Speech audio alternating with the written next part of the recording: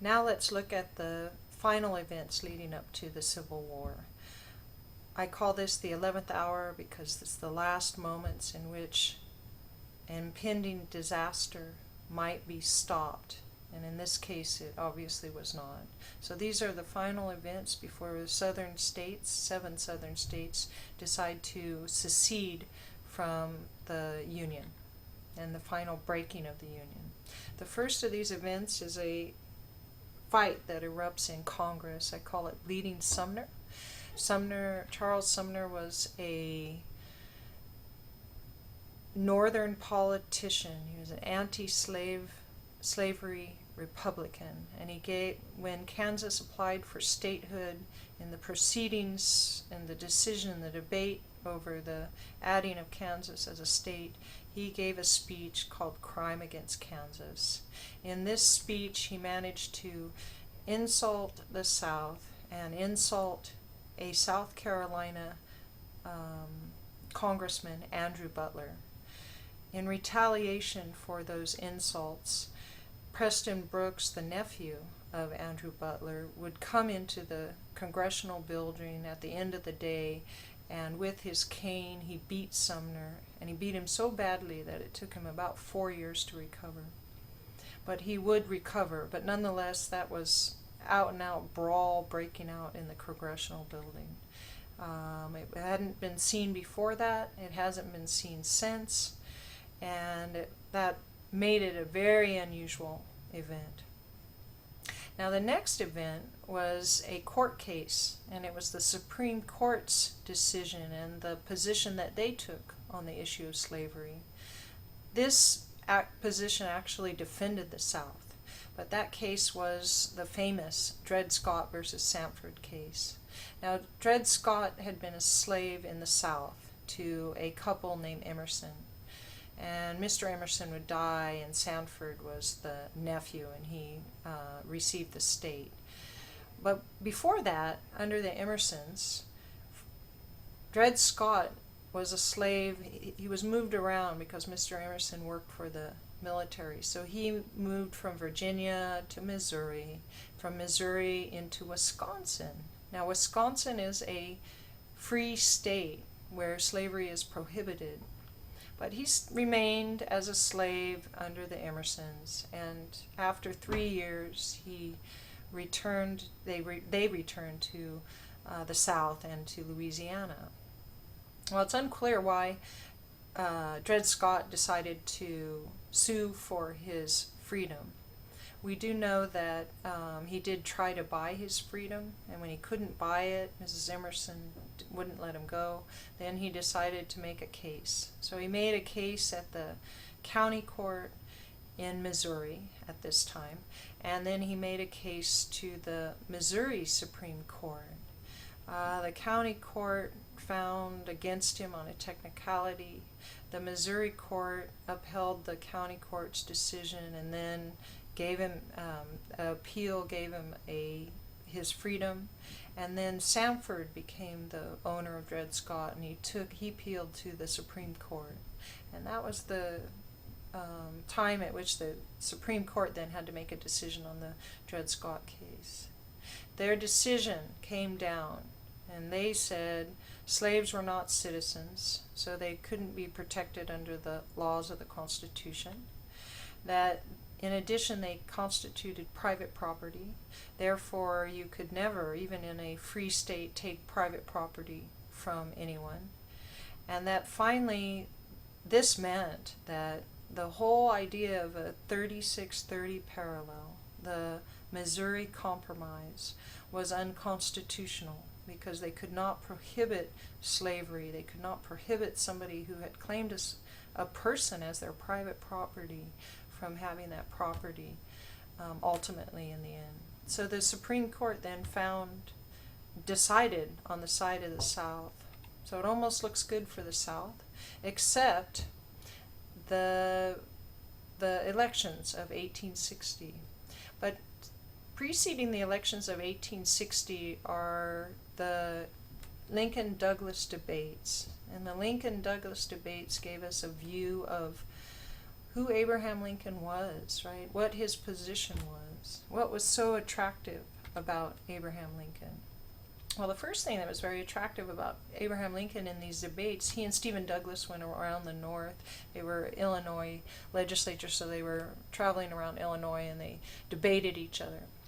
And his character was really set in these debates, and he became known as Honest Abe for his plain, straightforward talk to the audiences in these debates. And in fact, this picture kind of shows that Stephen Douglas here, the shorter man, sort of looks like a showboat, and Abraham Lincoln sort of stands there very casually, very concerned looking, and he would be the plain speaking. Stephen Douglas made his position clear on slavery in what is now called the Freeport Doctrine, in which he said no matter where you are in the United States or in the U.S. territory or whether they're states, that when it came to slavery in a state, popular sovereignty should be the order of the day. So the people should decide whether they wanted slavery.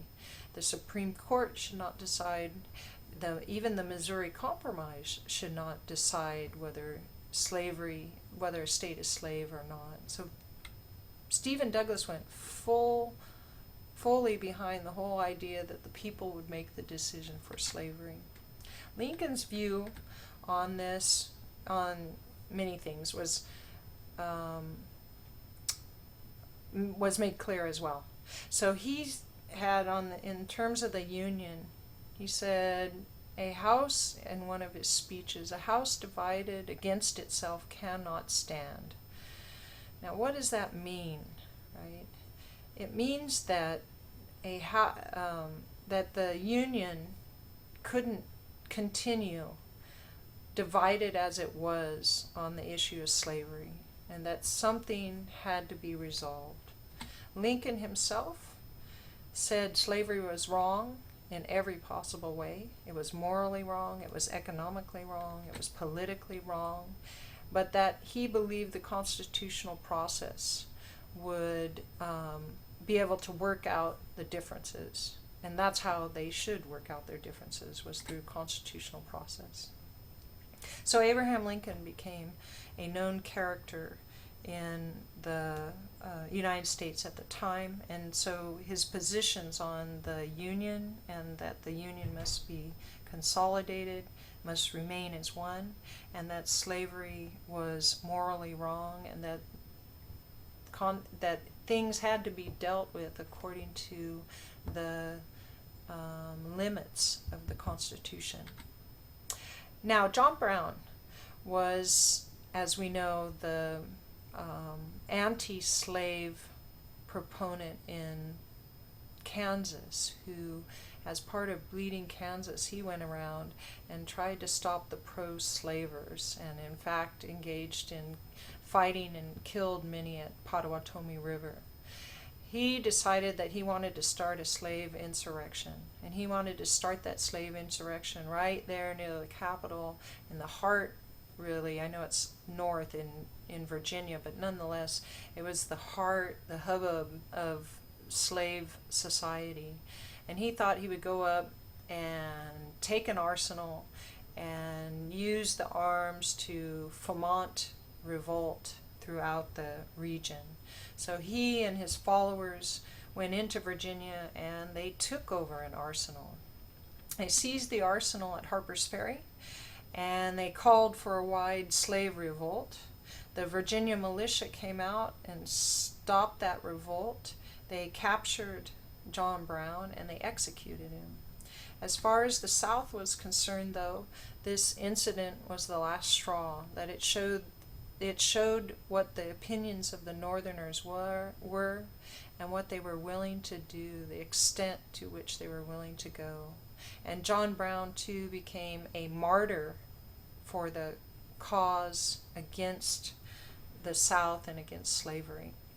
So he was a powerful force in the decision of the 7 states that would decide to secede from the United States at that point.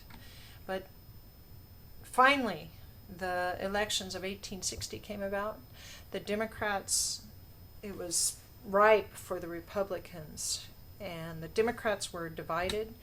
The South had their own candidate, Breckinridge. The North joined forces behind Stephen Douglas, so there were two candidates for that. And then there was Abraham Lincoln, who was the Republican candidate, and his position was no extension of slavery, so in contrast to Douglas, right? No extension of slavery into the new territories as states were added. That he was an economic nationalist too, so he wanted tariffs, and he wanted to actively work to improve infrastructure and do things like build canals and railroads, and they're going to start the Transcontinental Railroad obviously under him. They would start to, well, they have the railroad lines, but they would start to build all the way across in 1861 when the events of the Civil War breaks out. And that was his position. As far as the South was concerned, no extension of slavery was the very last straw that broke the camel's back. They saw him, and then, as I've told you before, these campaigns get very vicious. And because Abraham Lincoln had such a long face and such long arms and legs, they called him by his looks a baboon. We think today that he had Marspan's disease, which causes the extension of legs and arms. He would be elected, but he would be elected on a minority vote, and so he was a minority president. So when you guys go to look at his first inaugural, just remember that. He's trying to bring a country together that doesn't support him by a majority.